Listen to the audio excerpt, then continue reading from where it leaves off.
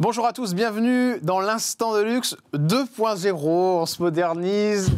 Merci d'être là et d'être fidèle à cette émission qui continue année après année avec autant de plaisir de bien passer un moment avec vous. Et aujourd'hui, je reçois Lionel Tim. Bonjour Lionel. Bonjour Jordan, merci de m'accueillir. On repartait un petit peu dans l'enfance avec votre visage. Forcément, on parlera des link-up, de Popstar. Mais juste avant, commençons tout de suite par la première cage, cher Lionel, avec celle-ci. On l'ouvre ensemble et on découvre la musique. Ça a commencé comme ça, en fait, très très tôt, j'ai l'impression, la musique dans votre vie. À 13 ans, j'ai commencé, je me suis découvert une passion pour le chant et c'était avec les premiers albums de Michael Jackson, de Mariah Carey, de George Michael, tout ça mélangé entre Florent Pagny aussi et je me suis dit pourquoi pas essayer. J'ai commencé à l'âge de 13 ans et j'ai fait mes premiers castings, mes premiers concours de chant à 13 ans. Enfance, plutôt sympa ou moyenne? C'est compliqué l'enfance. Compliqué l'enfance. Ouais. C'était compliqué avec papa ou avec maman? Avec papa. Très dur. Donc avec un père très oriental, très dur. Ouais, très dur, élevé à la dure, ayant vécu la guerre d'Algérie, tout le reste. Donc, élevé à la dure, ça a été un peu violent, c'est ça? Pas violent, non, très dur, mais dur, juste. Psychologiquement, c'est ça. Ouais. C'est qu'il fallait être l'excellence et ne pas être moyen. D'accord. Donc voilà. Ça a dû lui faire plaisir quand vous lui avez dit que vous vouliez faire de la musique. Ah super, il était très content, non? Ouais, non. Et maman? Maman, très protectrice. Maman, elle me protégeait et c'est même elle qui m'ouvrait la porte quand je rentrais très tard après les concours de chant. Avec le trophée. Et au petit matin, quand je montrais ma fierté d'avoir remporté le concours de chant, mon père disait c'est rien, c'est limite, ça sert à rien. Ça... Ah, ça sert à rien? Ah, ça sert à rien, ouais. Est-ce qu'à un moment dans votre carrière, vous avez réussi quand même à l'impressionner, votre papa? Je pense que en ayant gagné Popstar, ça a été. Mais même là, il a eu du mal à accepter. Ouais. Je pense que là, il a pas vraiment accepté. Il a dit c'est cool. Bon, il a battu d'autres candidats, mais c'est tout ce qu'il a dit, quoi. Et depuis, c'est toujours aussi tendu. Enfin, ça a toujours été. Vous l'avez perdu, votre papa? Vous êtes Non, je suis toujours avec mon papa, mais en ce moment, il a 80 ans, donc il est un petit peu vieillissant, et puis surtout là, il commence à être un peu malade, donc sa mémoire s'efface. D'accord. Il a un Alzheimer. Ouais, un début, et c'est un peu compliqué. Et c'est vrai qu'il tourne toujours en boucle. Il est toujours en boucle sur sa vie d'avant, et il occulte tout ce que ses enfants ont pu faire. Voilà. Bon, là, c'est plus la maladie, quoi. Mais... Oui, c'est la maladie. C'est un peu compliqué. Ok. Maman en pleine forme? Maman aussi malade, mais très forte. Très forte, toujours souriante. C'est ma force. C'est elle qui me donne l'espoir quand ça va pas, quand j'ai des coups de déprime. Elle me dit, rien que d'entendre sa voix, ça me fait du bien. La scolarité? On était scolarité, en fait... Turbulent? Non, j'étais le plus gros fumiste que la Terre ait pu porter. Ça, c'était le mot de mon prof d'histoire géo, monsieur Defex, qui avait dit « Je n'ai jamais vu un fumiste comme ça. » Voilà, il se contente de la moyenne. C'est tout ce qu'il... Bon, je suis allé jusqu'au bac pro, j'ai eu avec mention, j'ai fait une année de BTS, et puis après, j'ai arrêté. Case suivante. Avec Lionel Tim. On enchaîne. Allez, la case de la santé. Lionel, vous êtes en forme? Alors, je suis très en forme, je fais beaucoup de sport, je fais 6 à 8 heures de sport. C'est pour faire quoi? Vous voulez vous affiner? Vous voulez Ah ouais, mais bon, quand on a 40 ans, il faut faire attention. Vous avez des soucis avec les régimes? Non, je fais pas de régime. D'accord. Je suis un bon vivant. Mais parfois, quand on a 40 ans, quand on mange un peu trop gras, ça va dans le ventre. D'accord, ok. Donc beaucoup de sport. Ouais. Vous avez eu des moments de dépression dans votre vie par rapport à ce que vous avez vécu? Parce qu'on va parler tout à l'heure, évidemment, de Link Up, mais bon, c'est une extrême popularité. C'est d'un coup la montée en pression, les médias, les gens qui commencent à vous reconnaître. Vous l'avez vécu comment, ça? Alors, moi, je voyais pas mal. Pour répondre à la question des moments de dépression, oui, j'en ai eu. Et même, j'en ai eu... Lié au succès? Lié à tout, oui, le succès, à mon enfance, à tout ça, il fallait que je règle ça. Et pour la dépression, il n'y a rien de meilleur qu'une psychothérapeute. Donc, que je continue à voir maintenant, donc ça fait maintenant 15 ans. Ah ouais, d'accord, vous suivez. Ouais, je suis, en fait, je continue. Même quand je suis en forme, je vais quand même la voir pour dégoupiller certaines situations qui sont un petit peu anxiogènes et dues à la vie de tous les jours, à l'envie de travailler encore dans le spectacle, qui n'est pas une chose facile. Bien sûr. Et donc, voilà, oui, j'ai eu des moments de dépression. Vous n'avez jamais tenté de faire une bêtise? J'y ai pensé. D'accord. Mais bon, c'est un petit peu à la mode en ce moment, hein, entre Stromae et tout plein de gens qui l'avouent ouvertement. Oui, mais c'est le nouveau MeToo. Ouais, c'est le nouveau MeToo. En fait, je pense qu'avant, on se taisait quand on parlait de ça, on voulait pas trop en parler parce que ça faisait de vous quelqu'un de faible, hein, mais quelque part, c'est accepter ses défauts et ses faiblesses. Et moi, je le dis ouvertement, si vous avez un doute ou si vous avez la moindre angoisse, pas courir chez un psychothérapeute, mais quelque part, il faut dégoupiller, il faut parler à quelqu'un, il ne faut pas rester dans son marasme et se dire que ça va passer, parce que ça ne passe pas une dépression. Une dépression, quand elle s'installe, ça peut être violent. Ouais, c'est difficile, ouais. Allez, case suivante dans l'Instant de Luxe 2.0. La case du cœur, de l'amour. Alors, on en est où dans l'amour? Alors, on en est où? J'ai eu beaucoup de hauts et de bas. Et là, pour l'instant, c'est stabilisé. C'est stabilisé. Ça veut dire quoi, stabilisé? Je suis avec quelqu'un qui est extraordinaire depuis 5 ans. D'accord. Et c'est elle qui me pousse à me relever, à avancer, à me stabiliser. On sent une fragilité quand vous parlez de vous, c'est drôle. Ouais, je suis toujours souriant, je suis toujours le mec qui... Mais quand vous dites elle pousse à me relever, on a l'impression qu'elle est bien derrière vous, que vous êtes, comme il y a une fragilité, qu'il faut faire attention à vous. Je me trompe? Ouais, parce qu'en fait, depuis tout petit, moi, je cherche l'amour de mon père et l'affection de mon père que j'ai pas forcément eu comme j'aurais voulu l'avoir. Et que vous aurez du mal à retrouver avec ce qui se passe en ce moment, je suppose. Voilà. Et c'est un peu compliqué. On est tous pareils, nous les garçons comme les filles, on a toujours besoin du regard bienveillant de nos parents et on cherche toujours... il vous a manqué ça. Voilà, il m'a manqué ça et quelque part on cherche toujours la validation de nos parents. D'accord. Même vous, je pense que Jordan... Bien sûr, mais vous n'avez jamais réussi, on va revenir 2 secondes sur papa, puisque vous tendez une perche, mais vous n'avez jamais réussi à lui en parler vraiment en face, quand il était bien portant, votre papa, que vous aviez besoin de ça? Non, c'était trop... Quelque part...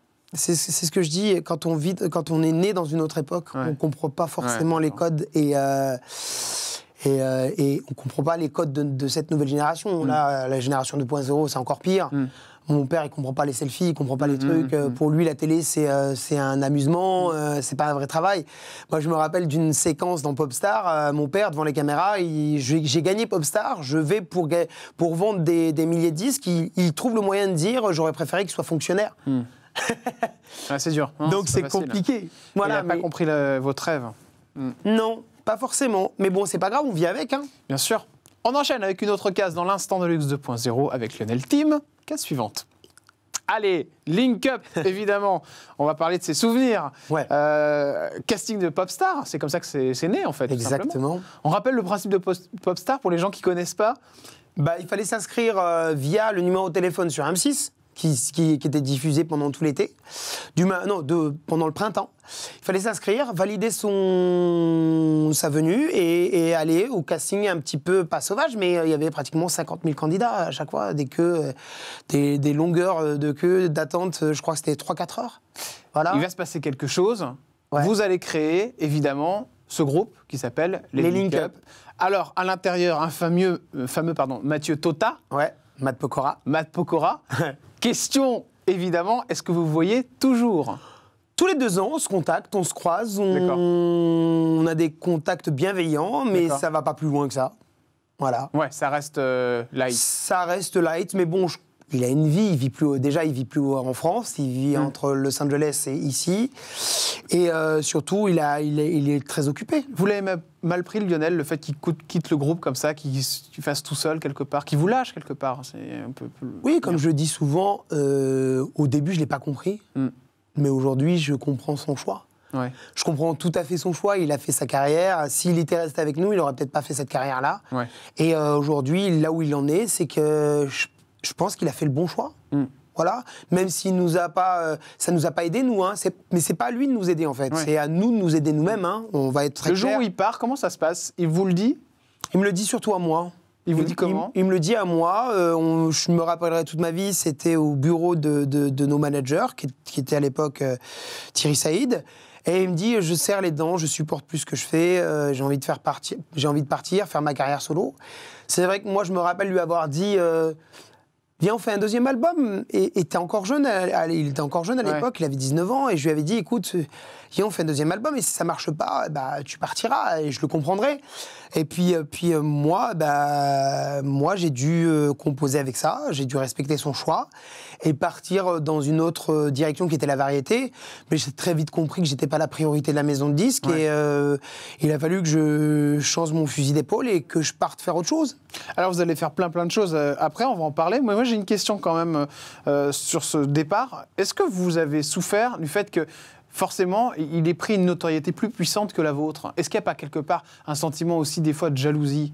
Ce qui pourrait être logique, hein? Non, pas de jalousie, parce que... Vous n'en avez pas souffert de ça? J'ai souffert de l'injustice qui avait été faite, dans le sens où, par rapport à la maison de disque, je lui en veux pas, lui. Hein. C'est la maison de disque qui avait décidé de mettre toute la promo et toute l'énergie sur lui. Ouais.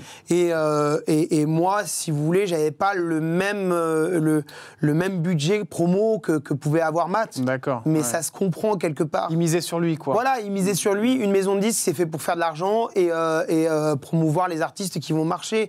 Moi, j'étais dans une passe variété pop qui n'était pas vraiment le mouvement du moment. Et puis après, ça, mais par contre, ça, j'ai mis du temps à l'accepter. Hein. Ça, c'est ma psychothérapie qui m'a aidé à l'accepter parce que c'était difficile. Oui, la dépression, elle a commencé à s'accentuer à ce moment-là.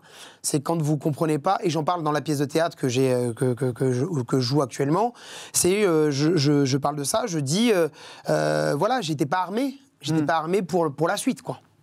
La pièce de théâtre, à mon étoile, évidemment, on en parlera tout à l'heure. Il y a plein de choses. C'est avec Franck Lehen, donc c'est lui qui a écrit et mis en scène. Ouais. Très drôle, hein. J'adore cet acteur qui a beaucoup de talent. C'est auteur. Auteur, pardon. Auteur. Mais il est aussi comédien. Comédien, ouais, il est extraordinaire, il est multicarte. Et puis, il faut dire aussi que c'était à la Divina, donc comédie à Paris. Donc Divine super, Comédie. Divine, pardon. Divine Comédie. N'importe quoi. Complètement la ramasse. C'est pas grave. Vous inquiétez pas. Tout va bien se passer. On va passer un petit extrait et puis on en parle juste après. Comme ça on va se faire notre instant promo. Maintenant, regardez. Faut vraiment que tu viennes le voir. Ouais, je vais aller voir. Bien sûr. Oh mais oui, ça y est, je te reconnais. Matt Pokora. Donc que je suis resté enfermé une semaine dans le noir quand j'ai appris que le groupe s'arrêtait. T'avais pas payé l'électricité? Baby, après le show, la danse.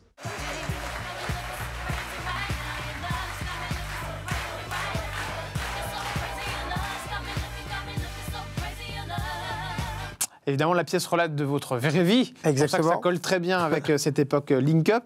C'est une vérité, ça? Vous êtes vraiment resté dans une pièce pendant une semaine dans le noir, c'est vrai, ça? Ouais. Ouais. Bah, parce que je comprenais pas, je voulais plus sortir de la maison. Ah ouais. Mais c'est-à-dire que vous êtes resté dans une pièce? Chez moi, ouais, dans le noir. Tout seul Ouais, parce que je comprenais pas qu'on m'enlève mon rêve.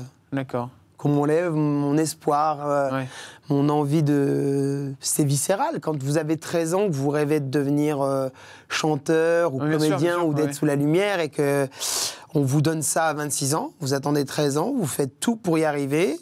Vous arrivez de province, de Valence, dans la Drôme, et vous arrivez des rêves plein la tête, et vous travaillez dur pour ça, vous faites une première session de Popstar en 2002, vous êtes éliminé, vous revenez la saison d'après, vous gagnez l'émission, vous vous battez, vous essayez de revenir, et ça cartonne, tout se passe bien, et au bout de 2 ans, tout s'arrête.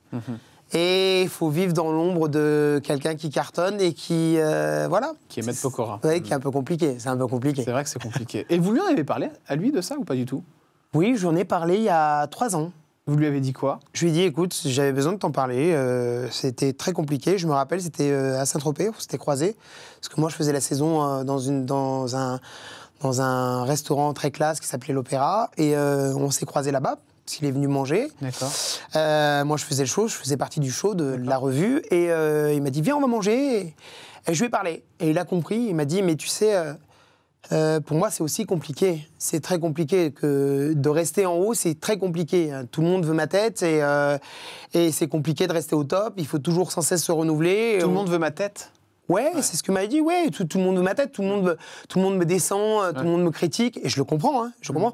Après, je lui ai dit ce que j'avais vécu moi aussi, que c'était assez compliqué de vivre dans son ombre. Mais on s'en est parlé, et ça m'a fait le plus grand bien. Et j'ai un poids qui s'est lâché. Qui s'est lâché, ouais. Il vous a demandé pardon? Non, pourquoi? Bah, parce que c'est quelque chose qui vous a fait du mal, que peut-être qu'il a été maladroit, donc... Non, il m'a pas demandé pardon, mais bon, je vois pas pourquoi il m'aurait demandé pardon, non. Alors, vous avez fait votre petite route quand même, avec plein de choses super intéressantes. Vous allez devenir chauffeur de salle. Ouais. Donc, vous allez du coup renouer avec la télévision, quelque part. Il va se passer plein de choses, parce que vous allez être aussi co-animateur avec Daphné Burki, si je ne me trompe pas. Je n'étais pas co-animateur, je faisais des sketchs avec elle. Ouais. Alors, en fait, ce qui s'est passé, c'est que je étais chauffeur de salle, j'étais déjà régisseur plateau, pour commencer. Puis après, il y a quelqu'un un jour qui m'a dit, c'est Lionel Stan à l'époque. Ouais, le patron de H2O, la boîte de production de et séries. qui me dit, et qui était d'ailleurs le producteur de Popstar hein, à l'époque, pour ALP. Donc, il me dit, franchement, je te verrais bien chauffeur de salle, je voudrais bien te voir là-dessus, dans cet exercice-là. Et puis, il m'a donné ma chance pour une émission qui était sur Canal J, je l'ai faite. J'ai fait ce boulot-là, ça m'a plu. Puis, de fil en aiguille, je suis atterri sur Comédie. Et puis, j'ai croisé, on a parlé de moi à Daphné Burki, à la boîte de prod de Daphné Burki. Et ils m'ont contacté. Ils m'ont dit, ouais, on aimerait bien t'avoir comme chauffeur de salle. Apparemment, t'es dynamique, c'est cool. Et puis, de fil en aiguille, Daphné me dit, écoute, tu chantes. On a une séquence qui s'appelle le Karaoke Tweet. Est-ce que ça t'intéresse de faire. Est-ce que tu t'en fous de ton image? Je dis, ouais, moi, je m'en fous. J'ai pris des cours de comédie parce qu'il faut dire aussi qu'après ça, j'ai payé mes cours et j'ai fait de la comédie.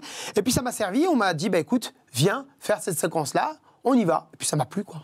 Tout simplement. Voilà. On enchaîne avec une autre case pour Lionel Tim. Case de l'argent.